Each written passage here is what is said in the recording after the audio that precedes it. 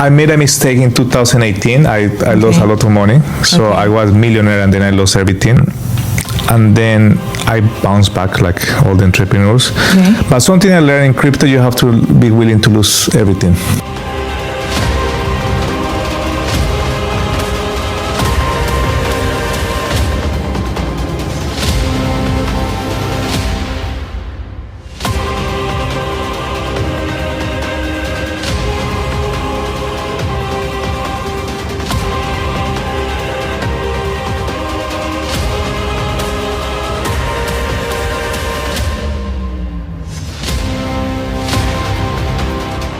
Why crypto?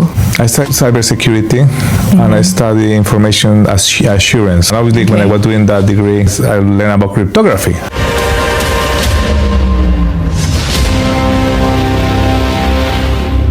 Go ahead and hit that subscribe button. Hi everyone, welcome back to the Technovate podcast. As you all know, Technovate is a podcast where we talk about everything innovation, technology, and entrepreneurship. And I promise everyone that this season I will bring impactful guests to the show.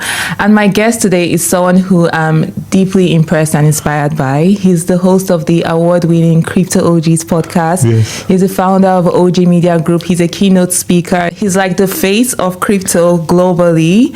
And as a Nigerian, there are lots of young guys that are trading, making money out of crypto. And I tried to get into the crypto space. I didn't know how to. So I said, why not talk to the crypto OGs? So everyone, welcome Andres Meneses. Oh, that's amazing. That's a very good introduction. Thank you so much.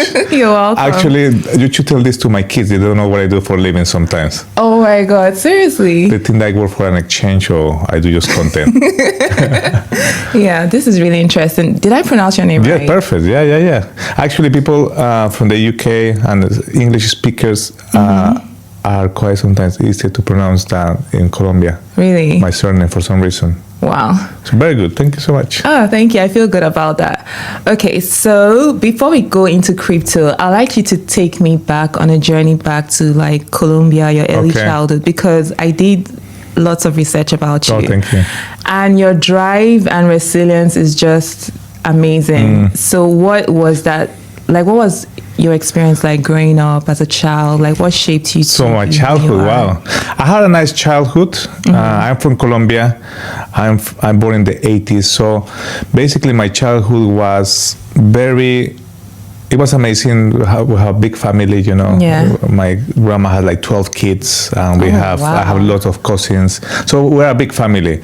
Now my core family, so it's my mom and my sister. Then my dad left when I was 9 years old. Okay. And also my childhood was very nice because we were traveling everywhere. Now, oh, nice. The only issue that we had in Colombia in the 90s is we had the civil war between guerrillas, drug dealers, and the military. Oh. So that was when you watch Netflix series and you see Escobar and all of that. That they showed there, it happened to us in real life. So when I was a child, I saw, and I experienced bomb explosions, kidnapping attempts. I seen people getting shot in the street when I was 8. You were literally in a 007 movie in real life. So I experienced all of this, but it was normal for us. So there is a book by Gabriel Garcia Marquez, there's a Nobel Prize from Colombia called 100 Years of Solitude, and he used something called the magic realism. The magic realism is basically when you think your life is normal, it's okay, it's magic, but it's not. So, and you're used to the environment, so it's not a big deal. Probably Nigeria was similar as well, right? Similar, actually. Where I'm from in the south, I remember when I was a kid, I was maybe like 7, and my mom was picking me up from school, and there were like dead bodies on the floor. Yes. And then there was like soldiers everywhere, and you have to like raise up your hands in the car to show you're not holding anything. But as a child, you don't really know the gravity of what it is. It was like a daily day. Oh my Lord. So I experienced a bit of that growing up as well. Yeah. You know, well, you mentioned something, and I want to bring a lot of books and movies that I have watched. There is a movie in Italian, it's called La Vita Bella, like the life is beautiful. It's about, I don't know if you have seen it, it's Italian movie. So it's based in this family from Italy, and the Nazis come And then the father and the child is like 7 years old. Yeah. And then, long story short, they go to the concentration camp, but the father is he's so attentive to his son that he doesn't go through a struggle or things like they're getting a concentration camp. Yeah. That he create games around the concentration camp. So that's it's like, amazing. Like, yeah, I'm going to a camp, we're going to have holidays. He keeps telling this to the children all the way until he died in the gas. Obviously, the child didn't die, but it's how he create a reality for his son, so he didn't. Regardless of the circumstances that are around them. Wow. So going back, that's the major realism that Gabriel Garcia created in Colombia, and yes, probably your parents and my parents did the same for us when we were kids. So that was my upbringing. Aside of that, it was good, you know. Yeah. I hope so. My sister watching this, I was a decent child. Okay. Are you like the youngest, the oldest, or in between? I'm in between. I have 4 siblings, so my older sister and half sister, and I have my sister. She's 10 years older than me. Okay. And then I have a younger brother that's 10 years younger than me. But we share the same birthday with my sister, even we are 10 years apart, the same birthday. It's crazy. That's amazing. Yeah. My dad and my elder brother had the same birthday. You see, I think it meant to happen for some reason. So fast forward, I did, from probably all my teenage years, we were really poor for some reason. Tell my mom, she's rest in peace. But anyway, we did struggle a lot when I was a teenager. Okay. So I was well educated, so they sent me to good schools, but we were really poor. Okay. So for 2-3 years, I was brought up when I was a teenager in a mechanic garage. Wow. So we didn't have money, and then my uncle said, you can sleep here, and he separated the garage with like wood stuff and create a room for us. Wow. It was insane. So we were living there with my sister and my mom for 3 years. Wow. Until we came back on our feet. And then did you feel it though?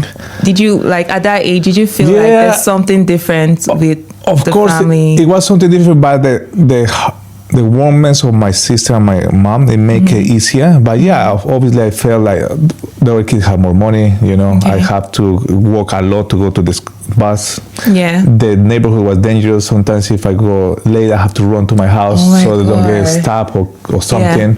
Yeah. And then, I felt it, right? And it was cold, so we don't have heatings. Bogota is a city in the mountains, 2,600 under the sea level. It's very cold.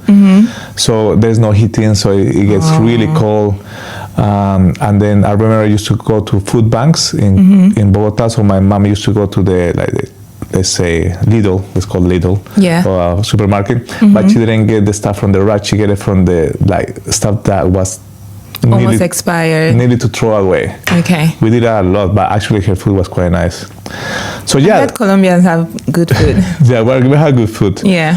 So that was my teenage years. I wasn't very good student, and then I was really bad in maths. And then in Colombia we don't work for some reason. We didn't have that back then. Like they have in Europe that you can work as a waiter or as a cleaner. In my country, same. We don't work. Yes. And then, but I worked for a while cleaning cars in my auntie's garage. Okay. So I used to make like $10 a month. That was my I used to work 3 days a week, $10 a month. Wow. So that was my first job, and then fast forward, I completed my my school. I went to military school and then went to university school. So I trained about for 8 years to be part of the army as well. So if they call, I don't live in Colombia, they can call me anytime because I know how to shoot, how to operate, and all of that. How was that experience? Like, that's very interesting. It's amazing. Do you ever get scared for your life? Like, no.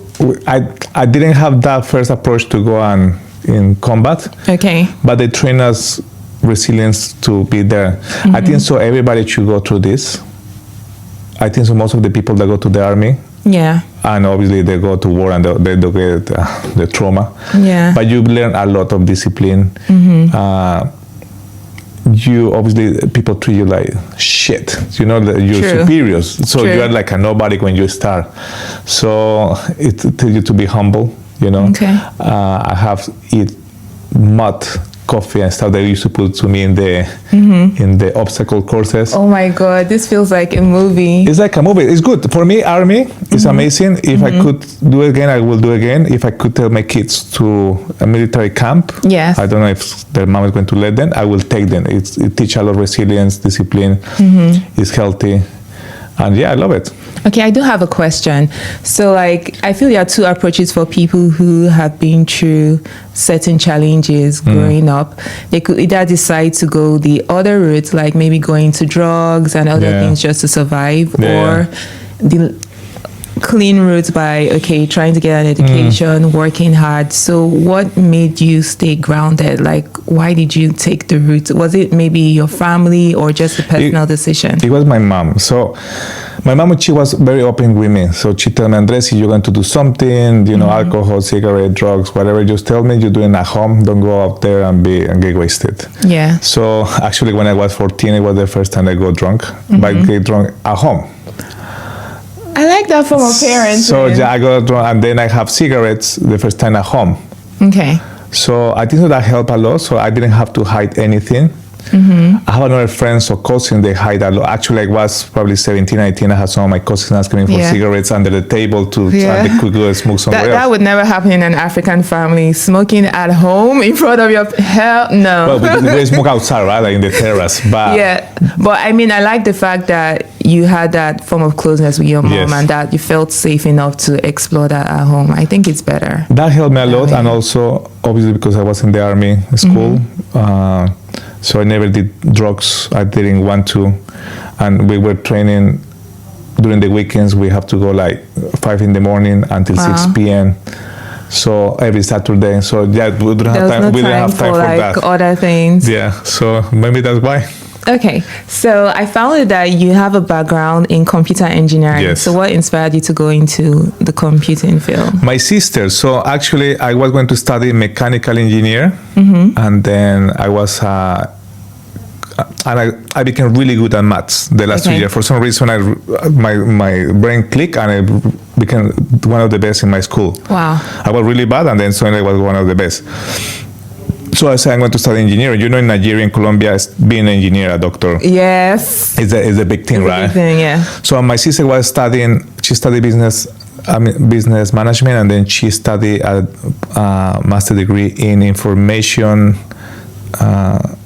like something to do with information and business. Okay. And I read a book, and in the book, one of the books that she was reading was talking about telecommunications, and computer is going to be the best industry to be in the next 5-10 years. Okay. And I applied and I passed mechanical engineer, and then I went back to the university and I said, I need to study something with computer telecommunication. I want to change. That's what I did. That's how it, okay. It was my sister, actually. That inspired you to do that. Well, I did computer science. It was my cousin that inspired me to get into it. Yes. And then I was telling myself, okay, computer science or architecture. And my dad said, you know what, computing is like the future. Just go for computer science. So you know what, maybe we can do it together. I want to go back to uni after I did this podcast today with the head of AI of Colombia University. Yes. I want to do a master degree in machine learning and AI leadership. Oh, nice. Because obviously I don't want to go and code or program. That's not us. Same here. But I want to know how lead people that are using all this technology. That's my next target. I think that's amazing. I actually want to do some things in the AI space as well. You see? Yeah, so I'm intrigued by that, and I'm interested as well. I found that you're really big on education. I listened to one of your interviews, and you spent thousands of dollars for someone to teach you how to augment like your social following, your social media following. And I was impressed by that, because that wouldn't be the first thing that'll come to my mind. If I have that kind of like resources, I'll think of something else. But you did that because you wanted to like push yourself forward. That is inspiring. Like, did you have maybe like friends that were very aspirational? No. Like, what drove you to do that? So it took a while. So I I moved to the UK when I was 24 years old. I was a computer engineer making $300 a month, and then I moved to the UK and I become a cleaner making $500 a month. So it's why was 450 pounds, kind of $600. Yeah. And then during those 3 years, obviously I didn't speak any English. I didn't have any connections. I didn't have anything. The only thing that it helped me a lot, it was my wife. I met her, she's English, and then we met, and then she helped me a lot at the beginning. Yeah. And then when I learned English, finally I managed to get my first job, So I did all the jobs. I did project management.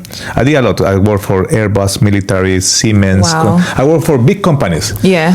And then, but in 2013, one year before my son born, my mom, she was in direct sales in Colombia. She used to work for this company called Rinaware for a long time. They sell saucepans, really expensive iron, steel, whatever. And she was, and my aunties, they were always entrepreneurs. They always in direct sales. I didn't realize they were entrepreneurs back then. I thought they just were selling stuff. But now I understand. Now it was entrepreneurship. And I remember my mom used to take me to meetings of sales and conference, but I didn't care back then. I was like, this is so boring. And then in 2013, my mom told me, Andres, there's a new company, direct sales. I'm going to send you this box, anti-aging. I said, Mom, I don't want to do pyramids. I don't want to do this direct sales. It's not for me.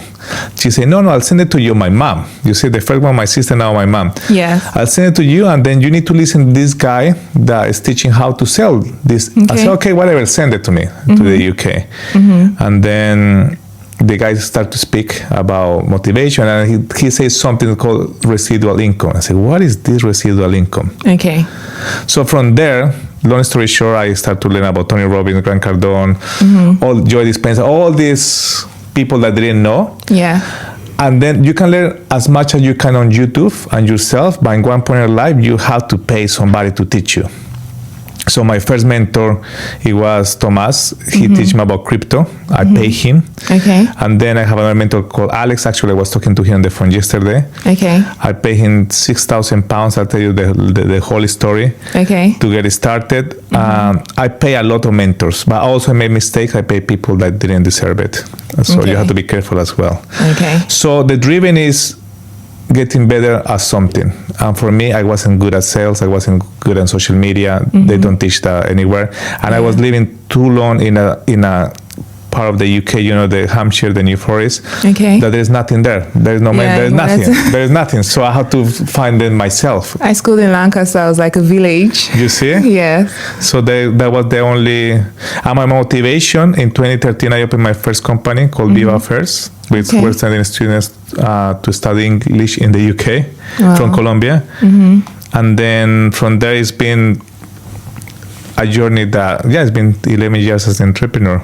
Wow. But I always invest. I'm intrigued by this on a personal level. How long did it take for you to learn English? Because I've tried to learn Spanish, I've tried to learn Arabic, even like my own tribe, where I'm from, I'm not good at it. And I just felt like, you can only learn languages as a child. So when I found out you learned English as an adult, I was like, how did he do it? It's out of necessity. I think obviously English speakers or first language is more hard when you learn English because you don't have to speak any other language. Yeah. Because everybody speaks your language. Yeah. But I have to. I moved to the UK. I have to learn. I have to finish English to graduate in Colombia. Yeah. So I have to. And then I study every day in a college in the UK. And then I have my first job in a cafe internet, remember those ones? Yes. Oh my God. So cafe internet for the young people is when you go and pay for a computer and they give you 1 hour of internet and they sell coffee. So I used to work there and then I'm making coffees and all of that. So that job actually helped me a lot because I was in the middle of, I used to live in Bournemouth in a very student area called Charmister, but there was people from everywhere. They were like people from Middle East. Okay, very diverse. Yeah, from Eastern Europe, but also there were a lot of drunk people coming there. So I had to learn with that. I used to serve a lot of strange people. Wow. Maybe they were on drugs. I didn't realize. Yeah. So yeah, that's how I learned. Wow, in the ghetto. That's interesting. So now I know how I'm going to learn Arabic. Now I just, You have to move to a country, to a place that nobody speaks. No one's speaking English. Arabic. Yeah. All right. Thank you for sharing that. So I have a question. Yeah. Why crypto? What inspired you to get into crypto? So crypto was 2016. Yeah. I did. I started cybersecurity. And I studied information assurance, let's call it like that. And obviously, when I was doing that degree, I learned about cryptography, you know? Yeah. And then I was reading a panel on Facebook about, it was in a page of direct sales. They were calling Bitcoin the scam, crypto scam. Yeah. I just read the word crypto, and then I said, crypto, the token that is a scam. I said, what is this? So I started to read about the article, and they say Bitcoin. Then obviously I search Bitcoin, and then I get looped into the whole narrative. Okay. And then I watched a video of M-Pesa. M-Pesa is a service. I think so. It's in Zimbabwe. Okay. Uganda, I can't remember. M-Pesa is a service that used to use SMS, or they're still operating in Uganda. Or they don't have bank like in Colombia. Yeah. So people, what they do, they go to the 7-Elevens, the little stores, and they go say, hey, look, I have cash. Can you send to my phone SMS $10 or $5? And with that they will pay the electricity and everything else. Yeah. Because they don't have banks. Exchange rates. So I read that, I watched the video about M-Pesa, about how it was helping people in third world countries. And of course, I'm from Colombia. I remember when I used to visit my grandma, she's from the Andes, from the very high mountain. Like there's only 500 people in her villa. Wow. I remember when I was little, they had to pay electricity with postal orders. There was no bank. Wow. So that clicked on my head. I said, wow, this is amazing, right? And I was sending from time to time money to my mom, and I was sending it in Western Union, whatever was the name of the company, and they were charging me 10%, 20%, and I was making, let's say, £500 to send £50 is a lot. Yeah. So I learned that, and I said, okay, let me just dig into it. It took me like 3 months, and then I bought my first Bitcoin. And then that's how everything started. Wow. Okay, so I have a question. Anytime I check, because I have friends that made lots of money from trading online. Yes. But anytime I go on YouTube to okay, let me try and start this, there's this narrative of get rich quick, just start with $50 and you wake up the next morning, you have $500 in your account, or start with $500 and the next day you're a millionaire. And I see these videos a lot. Is it the truth, or is it just a PR stunt? But most of the videos on YouTube that you see people that get rich quick because they're selling an info product or a course online. So of course the one that you sign up, I have signed up for many of them. It's not true. Okay. It could happen. You're very lucky. If you're very lucky. And emphasis on if you're very lucky. And if somebody that told you, hey, buy this crypto is going to, and for example, no financial advisor, research. But if you go and buy a meme and then that person know the founders and they tell you early, and then you buy really cheap and then go up. That could happen, but you have to be very lucky or very inside the industry and know the information. Like in the industry, information. Yeah, information is key. You. But $50 to $500. Yeah. Now how the market is, impossible. Okay. Unless you are a very good trader and you trade, and then you know how to do scalping and futures and read charts, maybe, but no overnight. Okay. In preparation for this interview, I spoke to a couple of my friends that have been doing crypto, because I've not gotten into it, so I have very basic understanding about it. And the question everyone was asking when I found out that you made about $1 million from it, the question is, what did he do different? What did he do different? How was your risk management process? Because it feels like that is a lot. Obviously, I know that you've had years of experience in this space, but what do you think you did differently that got you to that point? I think I was consistent. And I made a mistake in 2018. I lost a lot of money. So I was a millionaire and then I lost everything. And then I bounced back like all the entrepreneurs. Okay. But something I learned in crypto, you have to be willing to lose everything. I know it's not easy to hear, but the first time that you do it, it gets easy. Look what happened on Sunday. People were holding a token called Mantra or Om, and it went from 6 billion to 400 million market cap, from $8 to 30 cents in 1 hour. So you say you learn how to lose, and that's something that's very difficult to accept because we always want to win, right? I remember I was in Abu Dhabi once, and I was with Chris Gale, this cricket player from Jamaica. He's very famous, and he asked me, Andres, bro, I want to make money with crypto, blah. And I said, what I need to do? I said, you have to lose a lot of money to make a lot of money. I said, no, I don't do that. So I never did it. But I did money, but I lost a lot from the beginning. And I will say education is key. And I think so now we're in 2025, the best decision that you can make, and this sounds cliche, is just buy Bitcoin. Just buy Bitcoin, hold it there. It's the best asset in the world, outperform everything, all the SP 500, all the stocks, all the bonds, all the gold. If you buy Bitcoin every month, 10% of what it comes to you, and just keep it, don't look at it, even if it goes 10x and minus down, 10x. Just leave it. That's what we say. And in 5 years, you will be better off. Okay, thank you for that advice. Only Bitcoin. Don't look how. Obviously, you can be more aggressive and go to altcoins and buy something new or something that, like Solana and all of that. But I made a mistake. I come out of Bitcoin. I start to invest in difference. I lost all my money, and then again, I tried to diversify. But now, as today, I'm all in Bitcoin again. Okay. But there's so many like controversies surrounding like Bitcoin and trading though. I think it was about a year ago that I had the market crashed or something like that. So like what would you tell people that are skeptical of going in? Because I actually ran into someone in Dubai who told me he lost like $1 million or so trading. I don't know if it was Forex or Bitcoin, like what exactly. So it's a bit scary like when you hear stories like that, which it's something, but I don't want to become very technical, but Bitcoin is something that you own. It's divisible in 1 million of parts. You don't have to buy one Bitcoin, by the way. I think Bitcoin is, I don't know, $80,000 today. You don't have to have 80,000 you can buy one Satoshi that is 1 million part of Bitcoin. So you can buy $10, $100. Now, the other part, there is something called centralized exchange and decentralized exchange. And if you have a centralized exchange and the centralized exchange collapse, your Bitcoin is gone. Decentralized, and it's yours because you own the data, you own the Bitcoin. Now there's also something called cold wallets and hot wallets. Cold wallets are the wallet that are connected to the internet. It can be hacked. You know, and cold wallets are the one that you write down or you have hardware and nobody have access to it, and that is very difficult to get hacked. So there's all these concepts.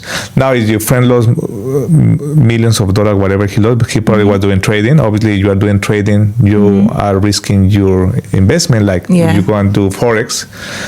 And I think so. Nigeria and Colombia have this issue a lot. We love to gamble. So there's a lot of companies that come and they say, look, give me $1,000 and I give you 1,500 over 12 months. That happens a lot. That's also called pyramid schemes. So people give you the money.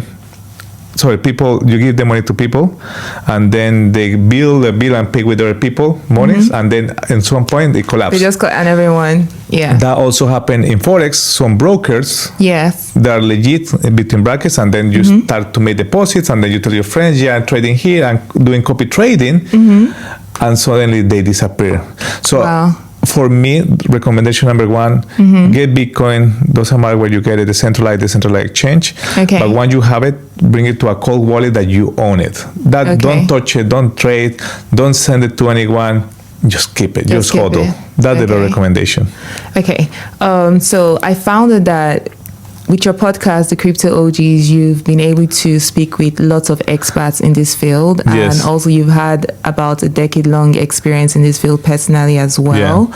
What key insights have you gotten from your experience and from speaking with these thought leaders that you feel like the public needs to know about the crypto space? So everybody, when I start to crypto, the most majority, they are just there for the money, right? They want to be rich because they saw Bitcoin went up and all of that. Now, that obviously happen. You have the kids that have the Lambos and the Bugattis, and they make a lot of money. Fabulous life, yeah. Most of these people are content creators that create money through affiliate links, not because they were the best at crypto or they became, well, maybe they also become millionaires because they bought really cheap. But that narrative is very difficult to repeat these days. Okay. The founder of companies or projects or exchanges, most of them, and most of the people that have money, a lot of money in crypto, they don't even tell anyone. It's crazy. I have a lot of wealth and a lot of people that I know. They're very rich, but they don't go to events. They don't show. They're very low profile. Now, the people that are building projects, for example, the founder of Binance, right, CC, he took a massive gamble because he put $1 million of his apartment into Bitcoin straight away. Wow. And he obviously he wanted to build something, but he didn't know how big this was going to be. So he built Binance over 7 years, become the #1 exchange, and he became one of the richest person in the world. But his intention was never become billionaire. His intention was facilitate trading to people around the world in crypto.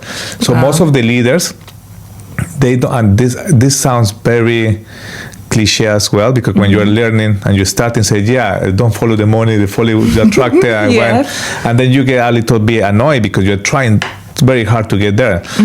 But in reality, it's true. When you start chasing money, and then when you start to build systems, to build solutions to save people, impactful solutions, that the money comes. Value. So yes. Okay. So people should focus more on the value and impact long term, or more on long term than short term. Or just find a job in crypto. For example, you don't know about crypto. There's jobs in marketing. In actually, my lawyer is recording next door. Okay. The crypto lawyers, the compliance, the people that I don't know, content. There's a lot of stuff to work around crypto that doesn't involve to trade. Okay, so what is, apart from what you've just suggested, what is like an easy roadmap for someone like me that has never traded before? I heard people say, you can just do copy trading. You don't really need to know like... I think so. The first thing that you need to do is in crypto, just buy some Bitcoin. Okay.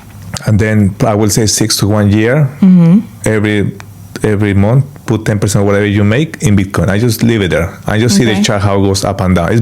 I know it's boring because I did it myself for 6 months. I said, oh my God, this is not going anywhere. Now, once you have that and you learn, I say, okay, let me see what is the other step.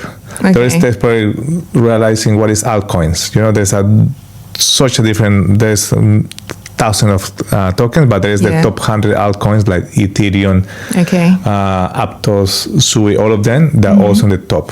So you can get a little bit of diversification and buy a little bit of those tokens. And then you start to see the market moves.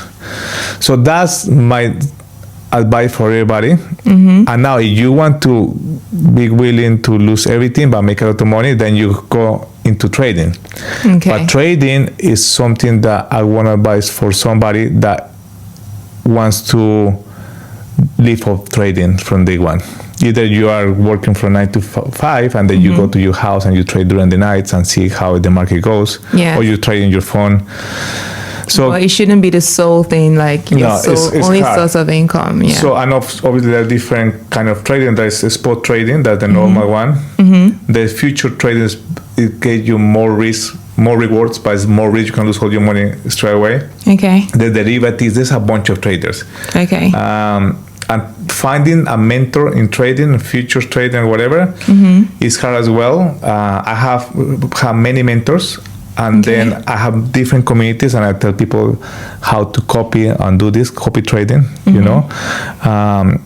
but you also have to analyze the people that join your communities, because if somebody don't have the mindset, or for example they have their last $1,000 and they put 500 in your community and 500 in crypto, and then they do a bad trade, they will blame you. So we live in a very blaming culture, society. So Bitcoin, hold it. Wait. All right. Thank you for that advice. So I do have a question. Like growing up, knowing the challenges you experienced as a young child in Colombia and even in the UK, trying to find your feet, working, doing odd jobs while studying. There are lots of challenges, and now you're in this platform where like you travel like all over the world. You're like, at the forefront of crypto. Do you ever have like imposter syndrome? Do you All ever the feel time, like maybe I'm not good enough, Yes. or what am I? Always. Okay.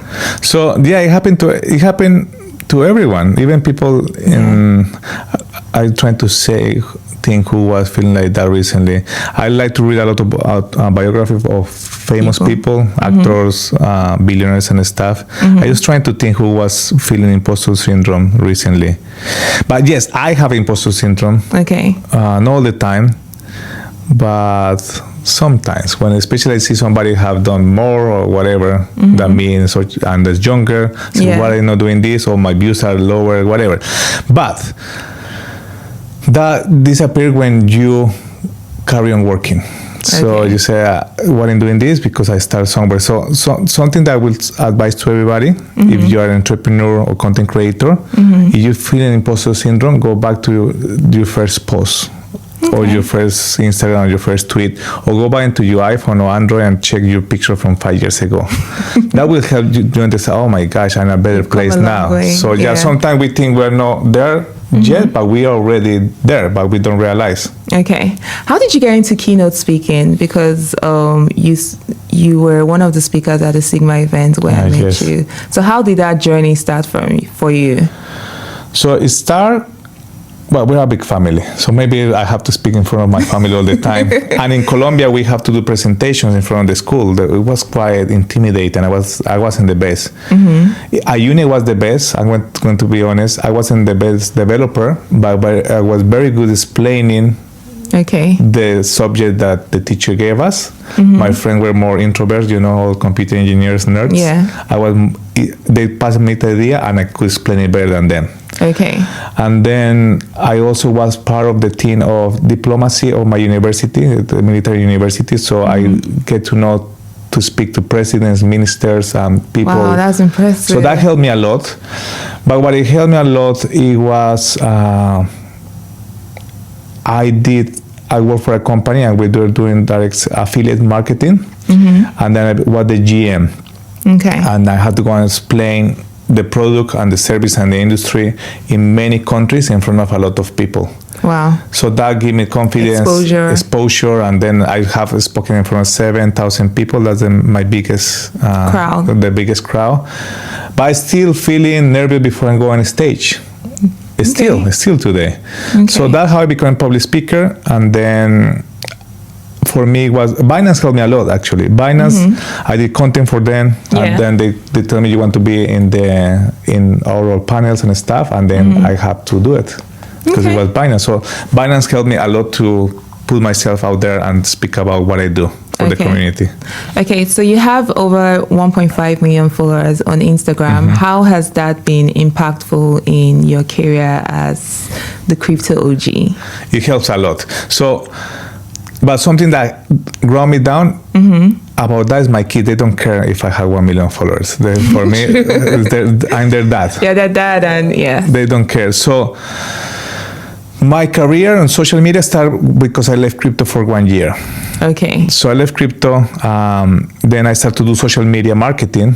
I was selling in 2020. I lost all my money, and I was selling influencer marketing campaigns on the phone, on DMs to people. Wow. From the UK, and I have the team in the US and Colombia. So my mentor, that was my mentor Alex, that I was speaking to him yesterday. I saw his lifestyle, his Instagram, and he has 350,000 followers back then. And I said, hey, how you do this? And he said, I can't show you, but send me $20,000 at that my mentorship program. I said, I don't have that. I was broke back then again. I only have 6,000 pounds in my American Express. I said, I only have this, I'll send you this.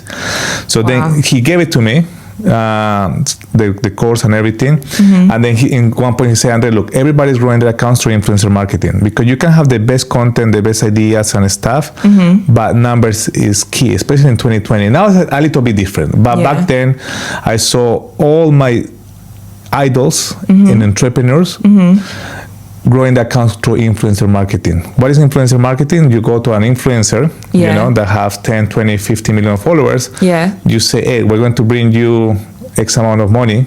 All of our people is going to give us $5,000 to each. Yes. We give you 100K. You keep 50, and the other 50 give it to the followers. That's called a giveaway campaign. So I did that for nearly 10 months. A year and a half. And I grew a lot of accounts, and including myself, to 1 million in 8 months. I was everything money I was making. Yes. I was putting it back. And then I was meeting a lot of influencers. I said, I can grow. Send me 2, send me 5. I'll give you a shout out. So I invest more than $100,000 in 8 months just to get it done fast. Oh my God, that's lots of investment. And I'm really happy that you're saying this, because most people don't talk about the behind the scenes. People do want to say, no, it's life. I just create content. I become viral. No, there's 3 ways to make yourself like massive on social media. But the 3 ways require money or time. One is creating content. There's a lot of time. The second one is paying for ads and having a strategy with SEO and all of that, money. Or the third one for me is the best, influencer marketing. Or you can combine all of them together. And how it changed, it didn't change at the beginning. My baby was 6 months old, and I had my kid. He was 5. I was in the UK in the middle of COVID. So I had 1 million of followers for nearly 5 months, and nobody knew who you were. Nobody used to go to Tesco, and nobody cared because I didn't tell anyone, right? Yeah. I was living my own world on DMs. But after COVID finished, I started to travel. I started to notice people judge you for a different way. You. Yeah. That was very inspiring. It was good and it helped. But then you can get 1 million or 2 or 5 million followers, and then you can get to know people and you can get to know brands. But in one point they will know you are BS or no.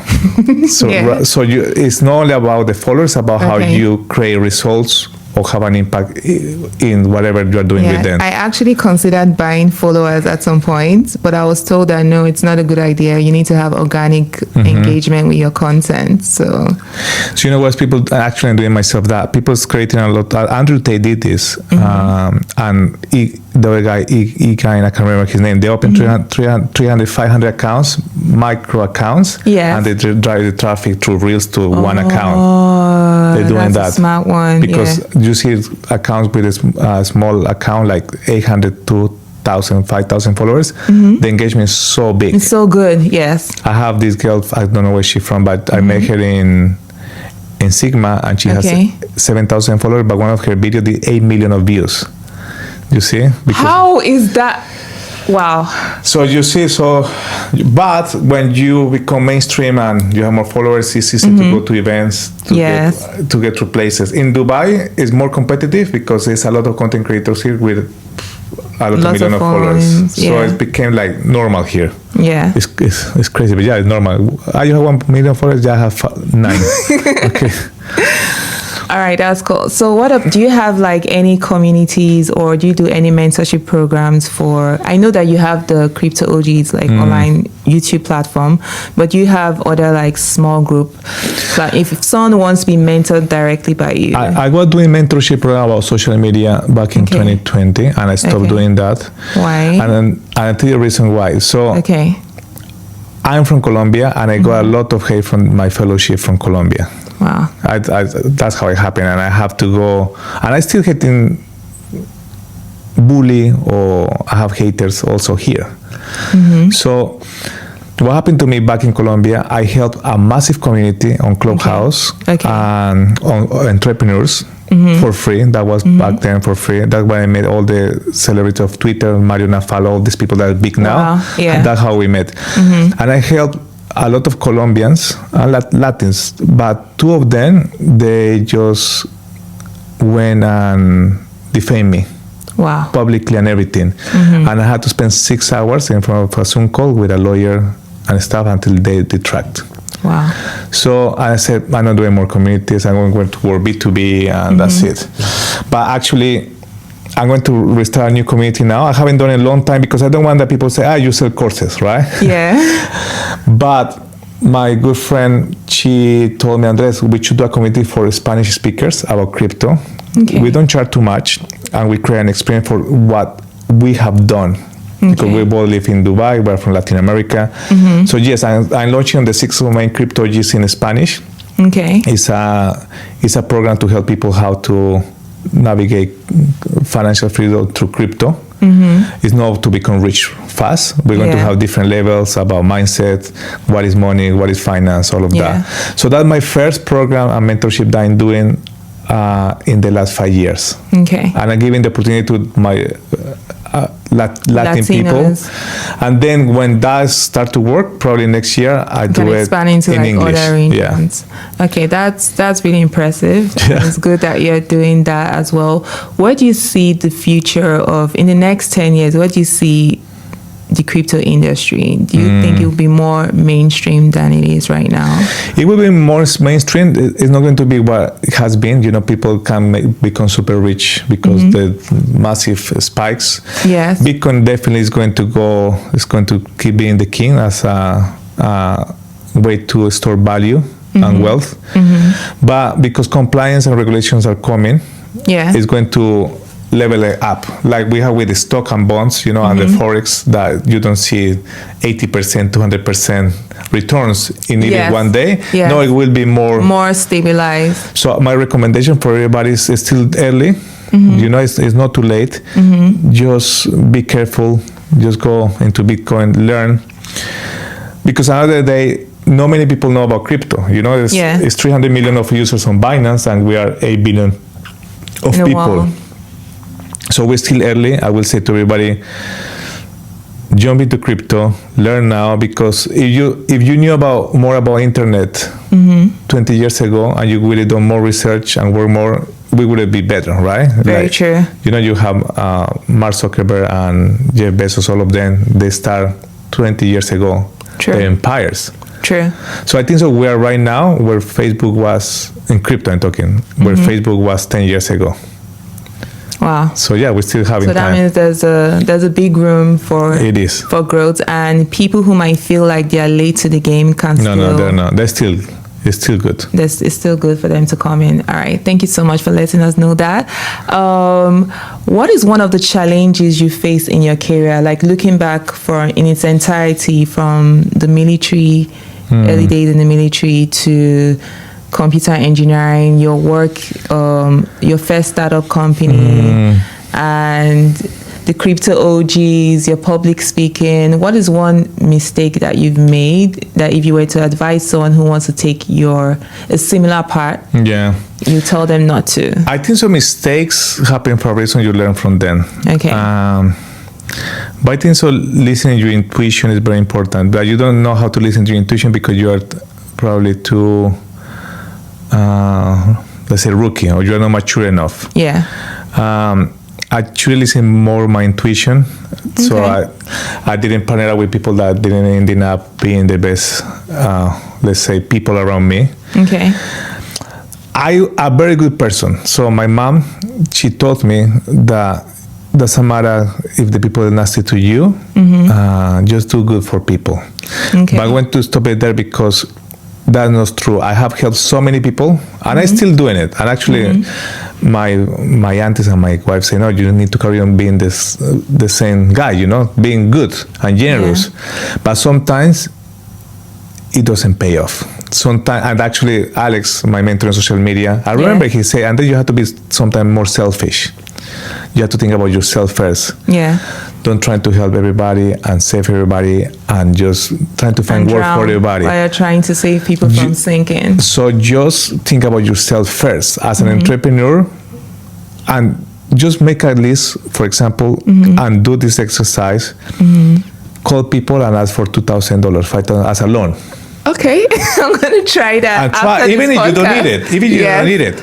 Yes. You call them, look, I'm in financial difficulty, blah, blah, blah. Can you send me $5,000? I'm going to do this. And I did that once, and one person that I never expect say yes and send it to me. I send it back straight away. Wow. But that's when you learn who can back you up. For you. Yeah. Especially if you have a lot of money already, people just want the money from you. True. So that's a good exercise. I learned that from a book, so I Okay. practice it. But in the book, it was $50,000, not $5,000. 50,000? Yes. Oh my God. See, if you're watching this, I think you should try that to test your circle to know who's your true friend and who's Also just there for the good or time. when you're sick, right? When you're sick, nobody. Nobody cares, yeah. My mom died of cancer 5 years ago, and Oh, I lost my mom to cancer too. yeah, so cancer sucks. And then everything happened with cancer, trying to help. So a couple of days ago, I found out somebody that I know had cancer, and I didn't think it's true. I sent for the GoFundMe. I sent the money. When you're sick, is when you really know who are your friends. When you're sick, when you're broke, so a broken heart, so being sick or being like broke, Yeah. teach you who are your really friends or who you really are. True.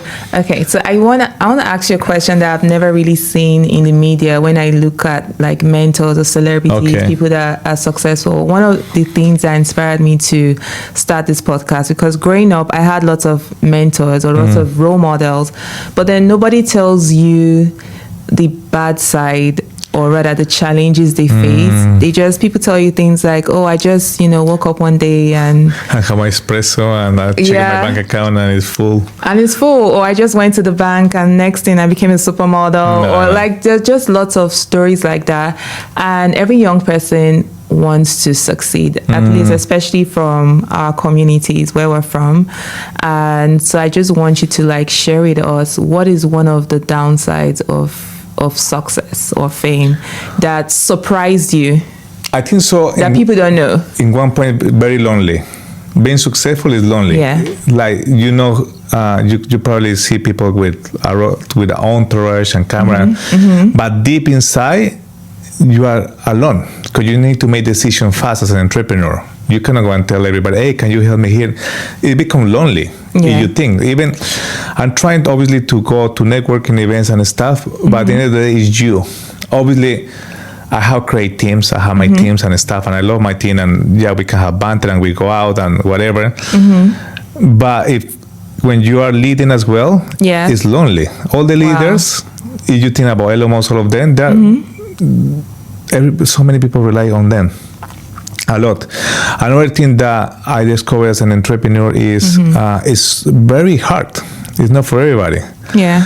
Your mental health get affected a lot. Anxiety. Yes. Everybody, but this is true. You get anxiety, panic Yes. attacks. Yes. You don't sleep well. Especially you are starting, if you don't have enough cash flow, and then you have to pay bills to keep going with the business. That affects your mental health a lot. So It does. nobody tell us about this when we're getting started. But I think so that makes you stronger. Okay. And you get like thicker skin in one point. Yeah. Okay, you've achieved so much and you're just 40. 40, yeah, 40. Yeah, and you're literally a few years above me. So I'm looking at you, I'm like, wow, he has done so much in such a short time. Where do you see Andres in the next 10 years? So they say I don't know, but my 40s I'm very blessed, So I was talking to somebody yesterday about this. He's 38. And then we grow in a generation that we didn't have computer for many years. True. And then we saw all these new guys, all these young guys in their 20s making so much money now. It's because since they were kids, They grew up. Like my son already know a lot of more stuff, and my daughter that I didn't know when I was their age. It's crazy. So talking about 10 years, I think so just getting started on life. Okay. Obviously, I'm 40. I did a lot in my first 40, but to get where I am right now, I can see the benefit of having my age, but not being old yet. Yes. So I see this is something I want to do in the next 5 years, not 10 years. Okay. I want to create enough different business. Okay. I'm going to do it in 2 years because I want to release a lot of time to be more with my kids. I don't want to become a billionaire. I'm going to tell you, I don't care about becoming trillionaire. I just want enough resources to be with my kids for the next 8 years. And then I'm not going to retire, obviously. But then when I'm 50, I probably go back when they're at school and college, whatever they're doing. I'm going back again to work Oh, that's nice. That's my aim right now. I don't know. And also I want to become more healthy. That's what I carry on doing to the gym. I want to improve. Oh, that's fantastic. Thank you so much you're welcome. for being a part of this podcast. I was so excited, and I feel like it was just like luck that actually met you, because I came to your stand in Sigma and I said, I want to talk to this guy. But then I saw lots of people around you, like cameras and everything. Crazy, so right? I walked away, then I came back like 2 hours later, and then it didn't happen. I was like, okay, fine. And then when I eventually ran into you, I was like, oh my God. You see, it's good. Yeah, so I was really excited, and I'm very happy to have you as a guest. I'm happy for you that you have reached more than 10 episodes now. That's rule number one for podcasters. Yes. Thank you so much. Thank you so much for inviting me to your show. And I'll see you around. Thank you guys. so much. Thank you. Bye-bye. Bye.